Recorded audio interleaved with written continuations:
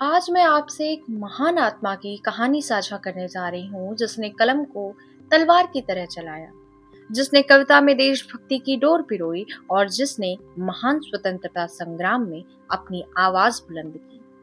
वह थी सरोजनी नायडू, जिनके शब्द आज भी धरती पर गूंजते हैं।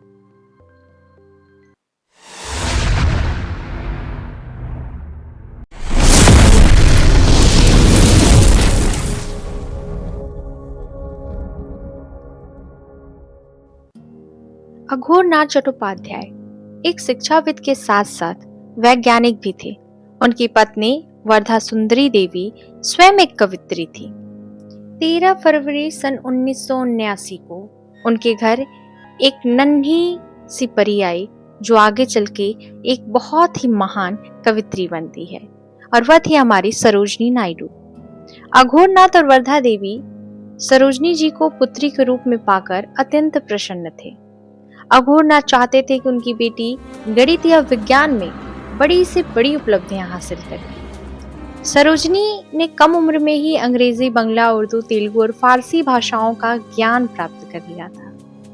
बचपन से ही उनकी दुनिया दो ध्रुवों पर घूमती थी, गणित की कठोर तर्क शक्ति और कविता की कोमल भावनाएं। कभी सरोजनी संख्याओं की गुत्थियां सुलझाती तो कभी शब्दों को गीत बना लेती थी। गणित और कविता दोनों से उनका रिश्ता अनोखा था और 12 से 14 वर्ष की आयु में ही उन्होंने अंग्रेजी साहित्य और कविता का अध्ययन शुरू कर दिया और अपने भीतर की अभिव्यक्ति को शब्दों में पिरोने लगी। यह वह समय था जब एक प्रतिभाशाली कवित्री समाज की परतों और उसकी संवेदनाओं को महसूस करने लगी थी।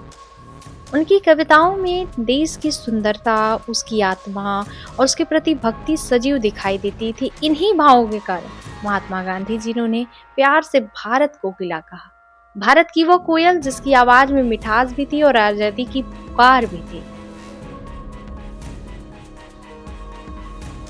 सरोजनी नायडू ने साहित्य को कभी सिर्फ सुंदर शब्दों तक सीमित नहीं रखा। उन्होंने कविताओं को स्वराज, आजादी, नारी स्वतंत्रता और न्याय की आवाज बना दी। और दोस्तों, कलम में वह ताकत होती है जो दुनिया बदल सकती है। फर्क सिर्फ इतना है कि उसे सही दिशा में चलाना आना चाहिए किसी को। सरोजनी जी की कलम इतनी प्रभावशाली थी कि वो सिर्फ साहित्य की दुनिया में ही नहीं बल्कि राजनीति के मंच पर भी अपनी विशिष्ट पहचान बनाने लगी। सन 1905 में उनका पहला कविता संग्रह द गोल्डन थ्रेशहोल्ड प्रकाशित हुआ। उसके बाद the bird of time and the broken wing जैसी कृतियां आईं, जिसमें भारतीय जमीर जनता और उसकी भावनाओं का उत्कर्ष दिखाई दिया। सरोजनी नायडू ने महात्मा गांधी जी के आंदोलनों का साथ दिया। उन्होंने नमक सत्याग्रह, सविनय अवज्ञा आंदोलन और भारत छोड़ो आंदोलन में सक्रिय भाग लिया और इसके लिए कई बार उनको जेल भी जाना पड़ा। उनकी आवाज केवल कविताओं में नहीं थी, मैदानों में भी गूंजी। जनता उन्हें सुनती थी, प्रेरित होती थी और अपने दिलों में आजादी का दीप जलाती थी। 1925 में वो भारतीय राष्ट्रीय कांग्रेस की पहली भारतीय महिला अध्यक्ष बनी। यह वह दौर था जब महिलाओं की जगह घर तक सीमित मानी जाती थी, लेकिन सरोजनी मंच पर खड़ा होकर आजादी की पुकार लगा रही थी और दुनिया को दिखाया कि नारी भी आजादी के संघर्ष में कंधे से कंधा मिलाकर लड़ सकती है। 15 अगस्त 1947 को भारत आजाद हुआ और आजाद भारत ने एक नया इतिहास लिखा। सरोजनी नायडू को संयुक्त प्रांत, जो कि अब उत्तर प्रदेश है, राज्यपाल नियुक्त कर दिया गया। यह भारत में महिला नेतृत्व के उभार की दिशा में पहला बड़ा कदम था, एक ऐसी मिसाल जिसने साबित किया कि नारी नेतृत्व राजनीति के शीर्ष तक पहुंचा जा सकता है। लेकिन स्वतंत्रता के बाद उनका संदेश स्पष्ट था, अब संघर्ष सिर्फ आजादी का नहीं बल्कि नारी उत्थान, शिक्षा और समानता का भी है।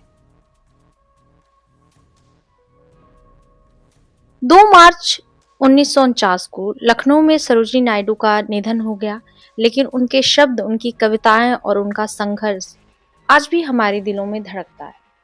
जब हम आज़ादी के गीत गाते हैं, जब हम महिला स्वतंत्रता की बात करते हैं, जब हम इतिहास की महान स्त्रियों को याद करते हैं, तो सरोजिनी नायडू का नाम स्वतः ही मन में उतर आता है। सोचिए, उस कोकिला की आवाज जिसने गुलामी के अंधेरे में उम्मीद की रोशनी जगाई, जिसने शब्दों को तलवार बनाया, जिसने आजादी की डोर को गीतों में पिरोया और दुनिया को दिखाया कि जब एक महिला आगे बढ़ती है तो इतिहास दिशा बदल देती है। और आवाज 360 के मंच से हम सिर्फ उनके जीवन को याद नहीं करते, बल्कि हम उस जुनून को महसूस करते हैं जिसने एक साधारण सी लड़की को भारत की कोकिला बना दिया।